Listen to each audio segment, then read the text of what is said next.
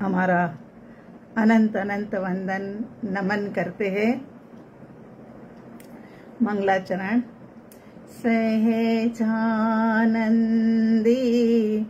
शुद्ध स्वरूपे अविनाशी में आत्मस्वरूप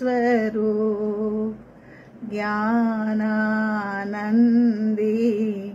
पूर्ण निराकुल सदा प्रकाशित मेरा रूप सर्वांग सुखमय अलौकिक हूँ मैं परमात्म स्वरूप। मैं तो आनंद घन आत्मा हूँ नित्यानंदी सिद्ध स्वरूप नित्यानंदी सिद्ध स्वरूप। देवादिदेव अरिहंत परमात्मा श्री सिमंदर स्वामी भगवान आदि धर्म गुरु भगवंत आदि के आज्ञा अनुमति लेते हुए बेन श्री बेन चंपाबेन रचित लिखित स्वानुभूति दर्शन के अंतर्गत हमारा स्वाध्याय चल रहा है। उनकी चर्चा के बीच में ही हमारे साधकों के अंदर में जो जिज्ञासा जगी है, वो जिज्ञासा के विषय में हम चर्चा विचारणा कर रहे हैं। आज का प्रश्न है हमारा कि महाप्रभु कैसा व्यक्ति आत्मशुद्धि कर सकता है, कैसा व्यक्ति आत्म शुद्धि कर सकता है। अरे प्रभु, बात तो ऐसी है कि सभी जीव छे सिद्ध सम जे समझेते थाय। सभी जीव के अंदर में सिद्धत्व विद्यमान ही है। अगर वो पुरुषार्थ करे तो वर्तमान का वितरागी बन करके बाहर आए, तो उसके अंदर में ऐसा नहीं है कि ये जीव बन सकता है, वो जीव नहीं बन सकता है, मगर फिर भी सामान्य रूप से ये ख्याल रखना होता है कि जिसमें विषय विकार की मात्रा कम हो, क्रोधादि कसाई भी बहुत ही कम हो, वो व्यक्ति के पास ऐसी पात्रता तैयार है कि वो आत्मा की अनुभूति की दिशा में आगे बढ़े तो आत्मा सिद्ध बुद्ध और मुक्त हो सकती है। ये जो सारा हमारा बेड़ा गर्क किया है ना, ये तो कसाई ने और राग द्वेष ने ही किया है। तो यहाँ पहले तो ये समझे कि आत्मा की अशुद्धि हम कहते हैं, तो अशुद्धि किस कारण? क्योंकि हम तो आपको ये कहते हैं और अनंत ज्ञानियों का अभिप्राय है कि कर्म तो आत्मा को छुए तक भी नहीं है, और फिर भी हम कहते हैं कि आत्मा तो कर्मों से बंधा हुआ है, जबकि छुआ भी नहीं है तब भी ये बात रहती है। तो कर्म किस कारण से आते हैं? तो कल हमने जैसे देखा था, मोहनीय कर्म के कारण से। और मोहनीय के कारण से तो आते हैं, मगर ये भी हमने कल देखा था कि मोहनीय कर्म के अंदर में सारे दोष भरे पड़े हैं, है ना। एक लंबा वृक्ष बनाया हमने, है ना, कल एक पेड़ बनाया, तो उसके माध्यम से हमने जाना कि सभी प्रकार के दोष तो जो है ना मोहनीय कर्म में है, और मोह को आंशिक रूप से हम समाप्त करते जाएंगे, उतने उतने उसके अंदर में आत्मा शुद्ध होती जाएगी। एकदम से ये तीर चलाने वाली बात नहीं है। कि वो उदाहरण परसों दिया था ऐसे कि बस मुझे तो अब है ना बिल्कुल अनासक्त हो जाना है, सब कुछ कमरे से बाहर फेंका, कमरे को दरवाजे को स्टॉपर लगा दी और अंदर बैठ गया। अरे ऐसे तो उल्टे धर्म के बजाय अधर्म हो जाए। कितने लोगों के लिए, घर के परिवार के कितने ही लोगों के लिए ये तो क्या है कि आर्द्र ध्यान का कारण बन जाए, रौद्र ध्यान का कारण बन जाए, दुर्ध्यान का कारण बन जाए। ऐसा तो करना ही नहीं है। तो यहाँ कहते हैं कि आंशिक रूप के अंदर में शुद्धि होती जाएगी, मगर करना तो पड़ेगा। राग द्वेष को हटाने के लिए मोहनीय कर्म की 2 संतानें बताई थे ना, राग और द्वेष। ये दोनों संतानों को अपने अपने अंकुश में तो लेना ही पड़ेगा। हम अगर अपने अंकुश में नहीं लेंगे तो फिर ये बेफाम मतलब इधर उधर से कर्म इकट्ठे करते रहेंगे और इधर उधर का दुर्ध्यान करते रहेंगे, तो हम तो कभी भी छूट नहीं पाएंगे। उनको अपने अंडर में ले लो कि यहाँ नहीं जाना है तो नहीं जाना, ये मॉल के अंदर में नहीं जाना तो नहीं जाना, ये पिक्चर नहीं देखनी तो नहीं देखनी, बाहर का खाना नहीं खाना तो नहीं खाना। ऐसे कंट्रोल में करते जाना पड़ेगा। थोड़े थोड़े से कंट्रोल में करोगे, उतने उतने अंशों में ये आत्मा के प्रदेशों की शुद्धि होती जाएगी, है ना। तो कल जैसे कि हमने वट वृक्ष का उदाहरण आपको दिया था, वट वृक्ष का उदाहरण हमने आपको दिया, वो जैसे हरा भरा था वैसा ही हरा भरा यहाँ पर ये है। अब सोचो, ये सोचो तो सोचो कि ये जो भी वट वृक्ष बना हुआ है, हरे हरे पत्ते है, डालियां है, फूल है, फल है, सब कुछ है उसमें। ये फल फूल इत्यादि सबको तोड़ते जाओ, पत्ते को तोड़ दो, डांडियों को तोड़ दो, डालियों को तोड़ दो, फल को तोड़ो, फूल को तोड़ो, सबको तोड़ दो। और यहाँ तक कि ऐसे जो बना हुआ थड़ा, हम जैसे जिसको हम गुजराती लोग थड़ कहते हैं, वो थड़ जो है ना, वो तना कहते हैं आप लोग शायद, तो वो भी उसको भी तोड़ दिया, करवट से लेकर के पीछे पड़ करके कि बस कैसे भी करके वो भी टूटा।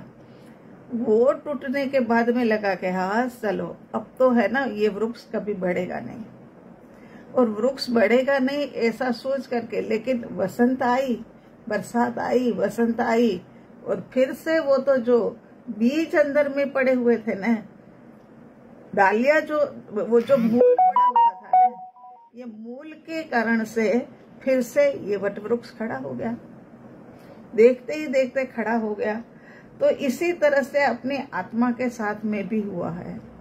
हमने धर्म ध्यान किया, हमें लगा कि अब तो बिल्कुल आत्मा शुद्ध हो गया है, अब कर्म का बेगेज भी जो है वो भी हल्का हल्का हो गया है, क्योंकि इतना कुछ धर्म ध्यान बाह्य के अंदर में करते रहते हैं, तो अब तो हो ही गया है, और अब तो हम कुछ समय में सिद्ध बुद्ध और मुक्त हो जाएंगे। और जरा सी सावधानी टली और कर्म की बेड़ियां पड़ी, और बस अजागृति आई, कुछ समय के लिए आई, क्योंकि जागृति में रह करके वो जीव ने मतलब ऐसा अपने आप को कर दिया था कि बस अब इसमें से थोड़े समय के लिए निवृत्ति मिल जाए।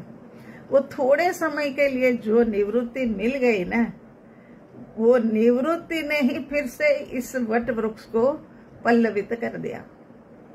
जो गिरा दिया था उसको फिर से मतलब पल्लवित कर दिया, और उसके अंदर में फिर से डालियां भी आ गई, पत्ते भी आ गए, फल भी आ गए, फ्रूट भी आ गए, सब कुछ आ गया।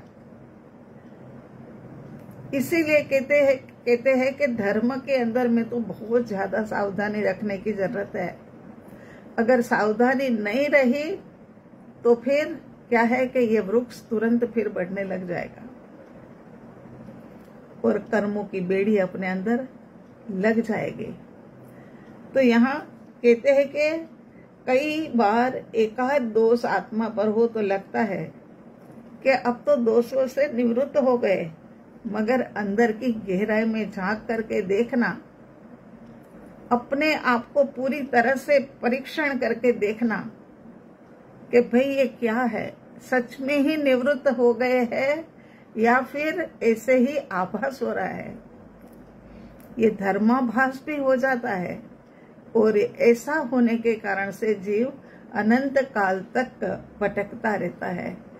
तो हमारा कहना आपको यही है कि आत्म शुद्धि के लिए राग द्वेष से शुरुआत करो। राग द्वेष को संक्षिप्त करते जाओ, विषय कसाई को संक्षिप्त करते जाओ। उन सबसे मतलब इतनी ज्यादा दूरी बना करके, जितनी दूरी बन सकती है उतनी बना करके रखो। आपकी पात्रता तैयार होती जाएगी और पात्र तैयार हो जाएगा ना, तो उसके अंदर में धर्म रूपी रस जो है ना, मीठा मीठा सा जो रस है ना, वो टिक जाएगा। बिना पात्र के कैसे टिक सकता है? नहीं टिकेगा। और ये जब इस तरीके से हुआ, तब ये पात्र तैयार हो गया, तब धर्म रूपी रस टिक भी गया, ठहर भी गया। और फिर क्या है कि लंबे समय तक फिर मतलब ये जीव जो है वो धर्म की रुचि के अंदर में, और एक आत्मा की अनुभूति फिर तो उनको इतना मतलब घेरे रखता है कि बस यही रस मेरे को चखना है और यही रस में चखता रहूं। यही वाली बात मतलब यहाँ पर भी है ना। बम्बई की मीठी मीठी हाफूस आई हो और रस निकाला हो तो लगता है कि आहा, रस एक कटोरा नहीं, 2 नहीं, 5 कटोरे पिएंगे न, तब जा करके मतलब लगेगा कि आहा, हाफूस का रस पिया। तो यहाँ पर भी तो ऐसा ही हो रहा है। संसार का रस चखते हैं तो लगता है कि आहा, संसार का रस भी तो बहुत अच्छा है। खाना पीना, पहनना ओढ़ना, घूमना फिरना, है ना, बहुत अच्छा है। लेकिन फिर जब एक ठोकर लगती है तो लगता है कि नहीं, इसमें सुख नहीं है। और इसमें सुख नहीं है ऐसा जब समझ में आता है, तब ये जीवात्मा अपनी ओर मुड़ता है। पर्यायों की बात करी थी, आप तो तब मेरा ख्याल नहीं आ रहे होंगे, या फिर आपके प्रश्न देख करके ऐसा लगता है कि तो फिर क्या है कि तो पर्यायों के अंदर में भी हमने देखा था कि सापेक्ष पर्याय के अंदर में स्व सापेक्ष पर्याय क्यों मुड़ करके आ गए। उसमें बाहर में उसे सुख नहीं लगा, उनको लगा कि पर के अंदर में कहीं सुख नहीं है। सुख तो आत्मा में ही है, द्रव्य में ही है। मगर मैं तो अब द्रव्य से जुदा हो गई हूँ, तो अब द्रव्य से मैं जुदा हो गई तो अब तो क्या कर सकती हूँ? द्रव्य के पास तो जा नहीं सकती, मगर द्रव्य की ओर मुख तो कर सकती हूँ। और द्रव्य की ओर मुख कर करके ये जो सापेक्ष पर्याय, स्व सापेक्ष पर्याय जो है, वो अपनी और द्रव्य की ओर मुख करके वहां पर खड़ी हो जाती है। और वो उनको फिर अब बस स्व की ओर की धारा की ही मतलब चिंतनात्मक ख्याल आते जा रहे हैं कि सम्यक दर्शन, आहा, फिर क्या कहे, संयम वो क्या है, असंयम क्या है, असंयम सम्यक दृष्टि कौन है, ये अब सब कुछ उनको ध्यान में आता जाए। केवल ज्ञान भी पर्याय में ही होने वाला है। तो फिर इस प्रकार से अपनी योग्यता जैसे जैसे परिपक्व होती जाएगी, ऐसे ऐसे आत्मा के अंदर में ये धर्म रूपी रस के जो हमें बस तृप्त ही रखे, कहीं अतृप्त होने ही ना देवे कि बाहर की ओर एक दृष्टि भी करनी पड़े, नहीं करनी पड़ती है ना।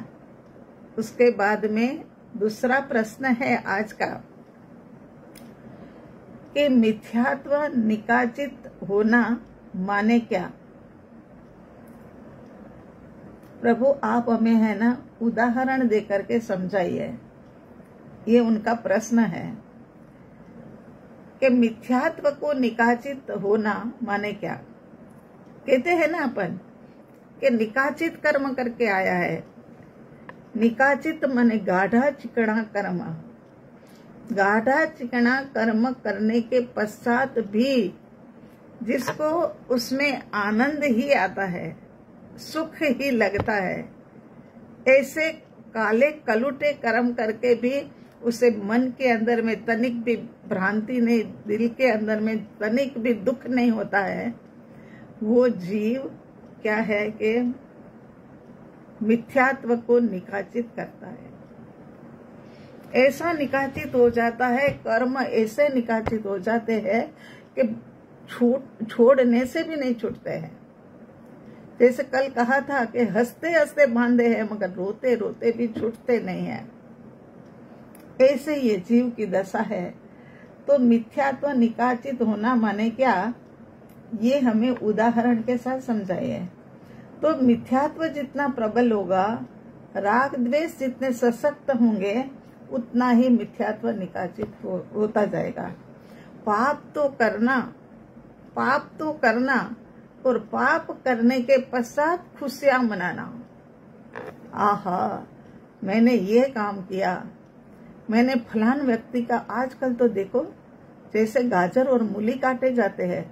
फिर हम लोगों के हाथों से तो गाजर और मूली भी नहीं काटे जाते हैं, मगर ये एक मुहावरा है कि गाजर और मूली काटे जाए, ऐसे लोगों को काटने में लगे हैं सब।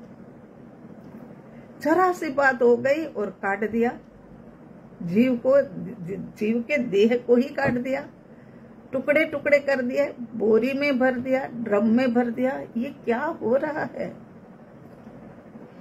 और फिर आनंदित हो जाना कि चलो मेरा रास्ता साफ हो गया। अरे तेरा रास्ता साफ नहीं हो गया, तेरा रास्ता तो अब रुकावट वाला हो गया। अब तेरा कार्य जो है ना, बनते हुए बहुत देर लग जाए, ऐसा तूने निकाचित कर्म का बंद कर लिया है। निकाचित कर्म का बंद माने घोर मिथ्यात्व। तो उदाहरण देकर के, उदाहरण इसमें हम किसका लेंगे? तो उदाहरण लेते हैं अपने भगवान महावीर स्वामी जी का। भगवान महावीर स्वामी जी ने नैसार के भव के अंदर में, नैसार के भव में लकड़हारा थे ना, तो नैसार के भव के अंदर में समकित की प्राप्ति करी। उन्होंने समकित प्राप्त किया। कहानी तो बहुत लंबी है, कई कहानियों में नहीं जाएंगे, मगर कभी फिर अवसर होगा और आपको नहीं पता होगा, ऐसा हमें समझ आएगा तो हम कहानी बताएंगे। तो ये नैसार के भव के अंदर में लकड़हारा बनकर के जंगल में थे, तब ये सम्यक्त्व की प्राप्ति महावीर स्वामी की आत्मा को, जीव को मतलब हुई थी, है ना। और उसके बाद में फिर का जो भव होता है वो तो देवलोक का ही होता है ज्यादातर। तो देवलोक का, और उसके बाद जब वो मरीचि बन करके आए, आदिनाथ भगवान के पुत्र और ये भरत महाराजा के पुत्र बन करके आए, उन्होंने भी, नाम मरीचि था, उन्होंने भी दीक्षा लेने का सोचा, दीक्षा ले ली, अंगीकार, क्योंकि संस्कार थे ना। ऐसे संस्कारी परिवार के अंदर में फिर भाव जो उठता है ना, वो भी ऐसे अच्छे अच्छे भाव ही उठते हैं कि मैं ये कर लूं, मैं दीक्षा ले लूं, मैं मास का मन कर लूं, मैं तप कर लूं, मैं जप कर लूं, ऐसे ही भाव उठते हैं। तो यहाँ इन्होंने भी दीक्षा तो अंगीकार कर ली। दीक्षा अंगीकार कर लेने के पश्चात, एक तो राजकुमार थे, भरत महाराजा के पुत्र, तो इनको मतलब क्या है कि राजकुमार होने के कारण से इनसे ये सारी जो मतलब साधु जीवन की मर्यादा जो होती है ना, वो उनसे सहन नहीं हुई। उनके माध्यम से जो ये सब मतलब हो रहा था, जो धूप ताप, उसके अंदर गोचरी लेने जाना, पैर खुले और ये सिर जो मुंडा मुंडाया होता था, वो सहन नहीं हुआ। और उन्होंने साधुपना तो नहीं छोड़ा, मगर उसके अंदर में थोड़ा फर्क कर दिया और त्रिदंडी साधु बन गए। त्रिदंडी साधु बन गए। और अब क्या है कि त्रिदंडी साधु बनने के बाद जो साधु अपने जैन दर्शन वाले होते हैं, उनके साथ नहीं बैठा जाता, तो वो दरवाजे से बाहर बैठ करके प्रवचन सुनते थे। वही सारी मर्यादाएं मतलब साधु जीवन की जैन साधुओं की होती है, वो भी मतलब ज्यादातर वो पालन करते ही करते थे। और क्या है कि बस बात ये थी कि धूप के कारण से उन्होंने एक छाता ले लिया, पैरों में वो ले ली चप्पल जो लकड़ी की होती है वो सब ले ली, और वो अपना साधु जीवन त्रिदंडी के रूप में मतलब पास कर रहे हैं। लेकिन इतने में जहाँ पर जो भी लोग उनके पास आते हैं कि हमें दीक्षित होना है, तो वो यही कहते थे कि जो धर्म है ना वो वहाँ है, माने ऋषभदेव दादा के पास है, आदिनाथ भगवान के पास है, वहां जाकर के आप दीक्षित हो जाओ। और सबको वहीं पर भेजते थे। कभी अपने आप से किसी को दीक्षित नहीं किया, ना अपना शिष्य बनाया था लंबे समय तक। लेकिन योगानुयोग एक समय ऐसा हुआ कि समय बीतता जा रहा है, उम्र लंबी होती जा रही है, पराधीनता कुछ कुछ अंशों में दिखने लग गई है, तो लगता है कि मेरा भी अकेला जीवन बिताना बड़ा मुश्किल है।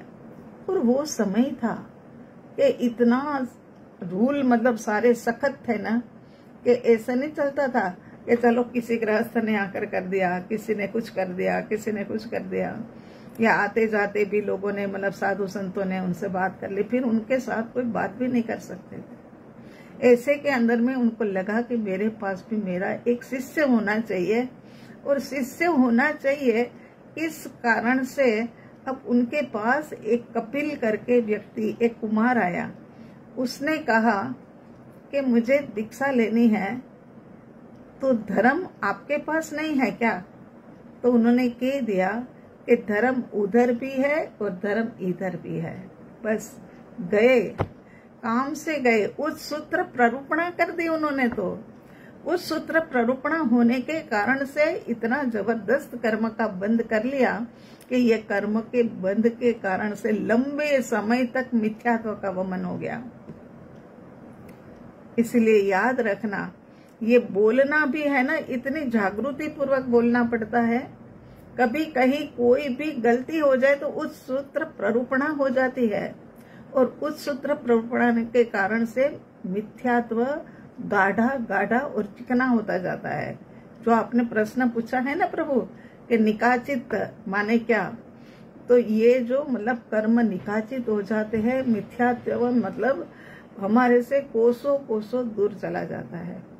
ऐसे के अंदर में उस सूत्र प्ररूपण के कारण से महावीर स्वामी का भव नीचे गिर गया, और संकेत उनका अब वो तो रहा ही नहीं, वो तो संकेत का तो वमन कर दिया, और असंख्य भव तक वो ऐसे ही गाढ़े चिकने कर्म के साथ में कभी ब्राह्मण, कभी मनुष्य, कभी ब्राह्मण, कभी मनुष्य, ऐसे बनते रहे।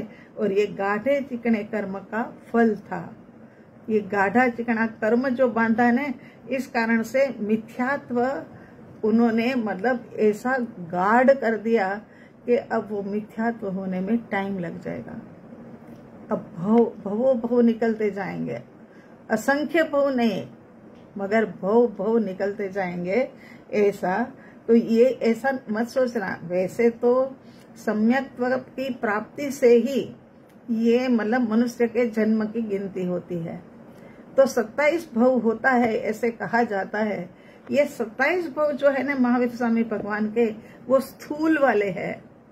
सूक्ष्म जो है ना वो तो असंख्यात। एक चरवाहे की कामली के अंदर, चरवाहे की कामली के अंदर में जू बन करके असंख्यात भव किया। कहा तो महावीर स्वामी का की आत्मा ऐसी पावन, पवित्र और तीर्थंकर बनने वाली आत्मा, नैसार के भव के अंदर में उन्होंने प्राप्ति की, फिर मरीचि के भव में भी रही, लेकिन उस सूत्र प्ररूपणा के कारण से फिर वो नीचे गिर गया, और गिरने के बाद में संभलना मुश्किल ऐसी स्थिति हो गई। मगर फिर भी जो क्रमबद्ध पर्याय के अंदर होना था वो तो होकर के ही रहा, और हमारे परम पुरुष महापुरुष महावीर स्वामी भगवान हमारे सबको तारने के लिए उनके भव्यत्व का निखार हुआ, और भव्यत्व के निखार के साथ साथ में ही वो अपने सारे कर्मों की बाजी से जीत करके अजर अमर बन गए। और हमारे तीर्थंकर भगवान 24वें तीर्थंकर भगवान है ना। तो प्रभु आपकी समझ में आ गया मिथ्यात्व का निकाचित होना क्या, कर्म निकाचित मानते हैं ना तो मिथ्यात्व गाढ़ हो जाता है, तीव्र हो जाता है ना।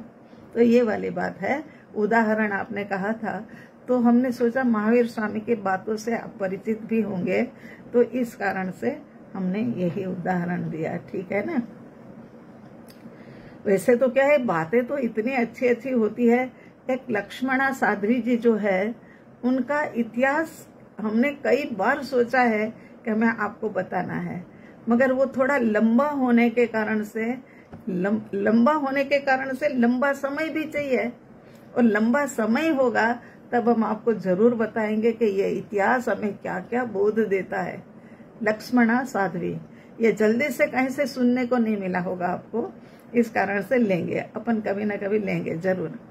उसके बाद का प्रश्न है कि प्रभु आप हमें ये बताइए कि 14 राजलोक माने क्या। जो भी पूछने वाले हैं ना वो सारे हैं तो स्वाध्यायी, ऐसा लगता है। 14 राजलोक माने क्या, क्या वो बहुत बड़ा होता है?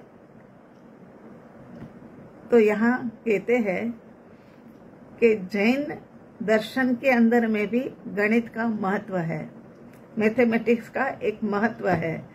वो महत्व और ये 14 राजलोक और जैन दर्शन, इसको एक नाप कहते हैं, एक नाप बताते हैं कि 14 राजलोक एक नाप है। जैसे मीटर, सेंटीमीटर, है ना। पहले तो किसमें चलता था, 36 सेंटीमीटर माने वो होता था, अब तो मीटर ही आ गया है। तो वो लंबाई को नापने वाला जो होता है ना वो, तो इसको कहते हैं जैन दर्शन राजलोक। 14 राजलोक में बना हुआ ये पूरा का पूरा मतलब क्षेत्र है, मनुष्य को रहने वाली ये त्रस नाली है। त्रस नाली के अंदर में जीव रहते हैं, तो वो कितना लंबा है कि अनंत अनंत जीव और चारों गतियों के जीव, है ना, सभी गतियों के जीव ये त्रस नाली में ही 14 राजलोक के अंदर में ही होते हैं। तो ये कितना बड़ा होता है ये आपको पूछना है ना। मेन तो आपका ये पर्पस है ना कि कितना बड़ा होता नहीं, कितना लंबा होता है। पहले तो लंबे के लिए कहते हैं कि एक देव आंख के पलकारे के अंदर, आंख का पलकारा माने कितना सूक्ष्म समय है ना, एक जरा से समय के अंदर में 1 लाख योजन की गति करता है। सुनते जाना ध्यान से, सूक्ष्म होकर के उपयोग को संभाल करके, कि यहाँ कहते कि एक आंख के पलकारे के अंदर 1 लाख योजन की गति करने वाले देव 6 महीने तक गति करते रहे, 6 महीने तक गति करते रहे। और जो रास्ता कटता है ना उसको एक राजलोक कहा जाता है। एक राजलोक कितना कितना लंबा हो गया है ना। आंख का पलकारा, उसमें तो असंख्यात समय निकल गया, और यहाँ तो 6 महीने तक।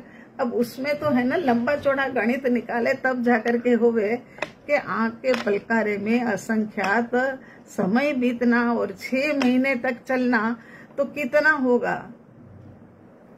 बहुत ही लंबा समय है। तब तक वो चलते रहे और जितना रास्ता कटता है ना वो एक राजलोक कहा जाता है।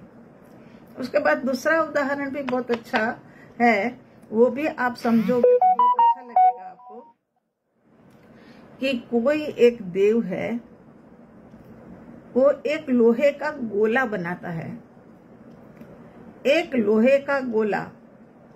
और वो गोले का वजन सुनो, हमें तो पेन से ये है ना लिखना पड़ा याद करके, नहीं तो मैंने कहा कहीं आपके पास में गड़बड़ कर देंगे हम।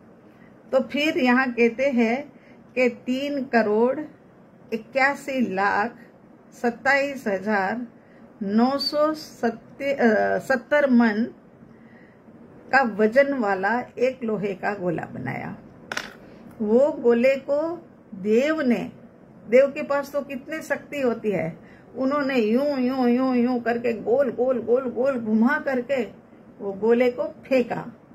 क्या है, गोल गोल घूमने से उसकी गति में तीव्रता आ जाती है ना, इसीलिए ऊपर से फेंका और वो गोले को नीचे तक पहुंचने में, जमीन को छूने तक में, तल को पहुंचने तक में मतलब 6 महीने लग गए।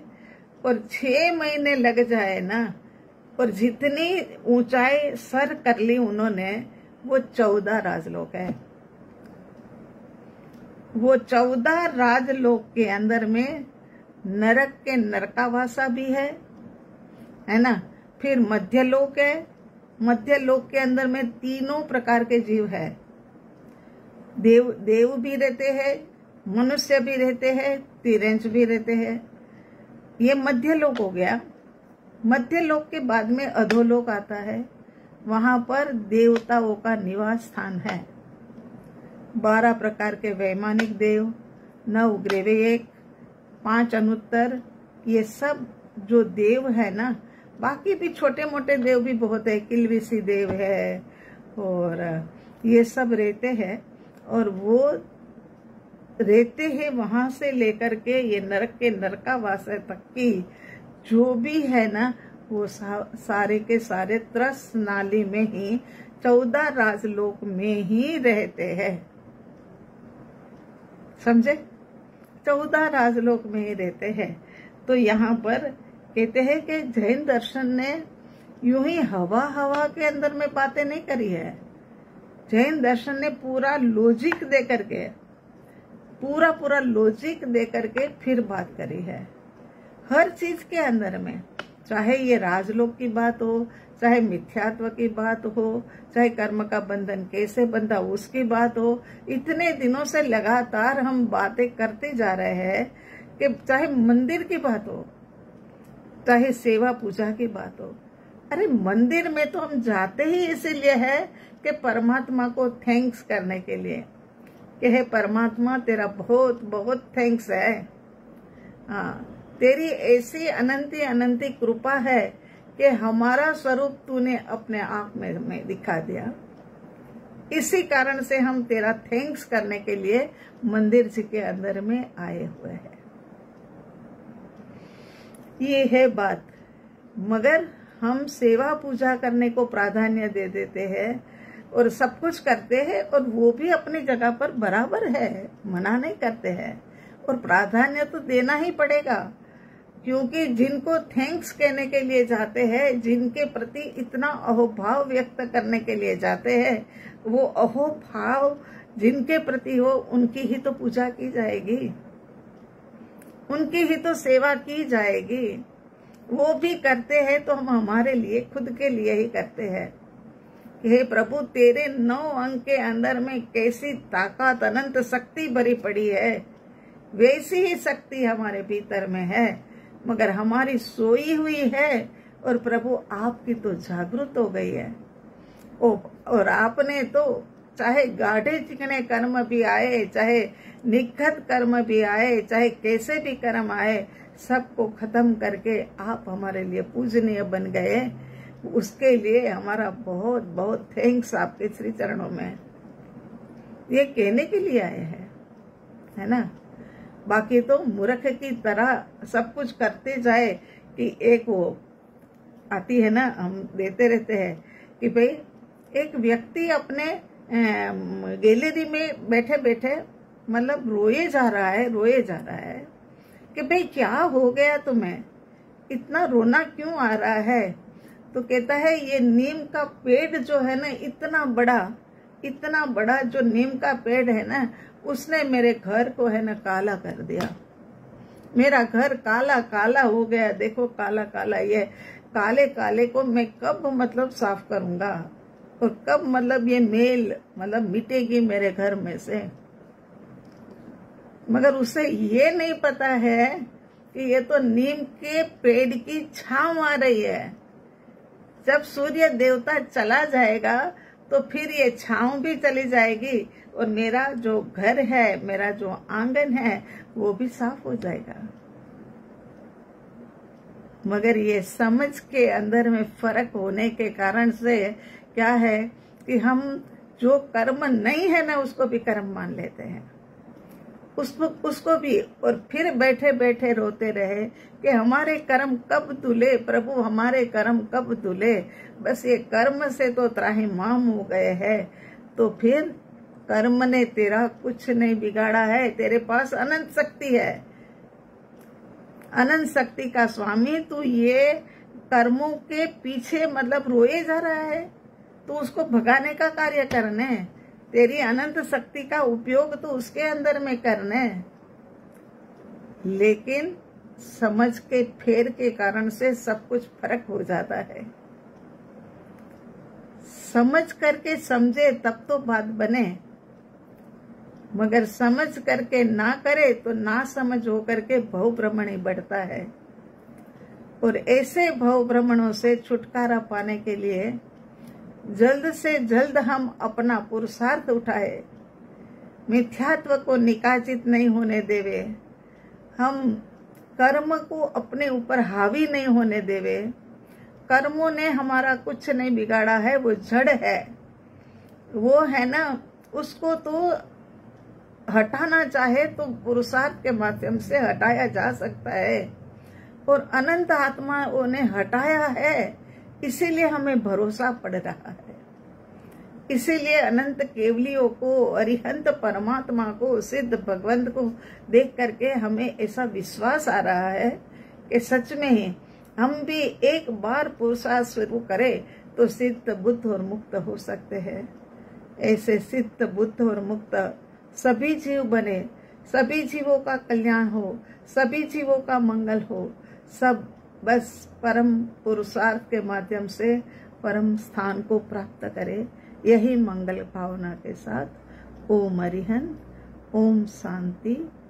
विश्व की धरातल पर जितने भी जीव है उन सबका कल्याण हो, उन सबका मंगल हो, और सबका पुरुषार्थ ऐसा उठे। उनके चरणों के अंदर में हमारा अनंत अनंत वंदन नमन करते हैं। और अब मिलेंगे, मेरा ख्याल है वहां तक ट्यूसडे के दिन से फिर से हमारा स्वाध्याय शुरू करेंगे। ठीक है। ओम शांति। जय जिनेन्द्र।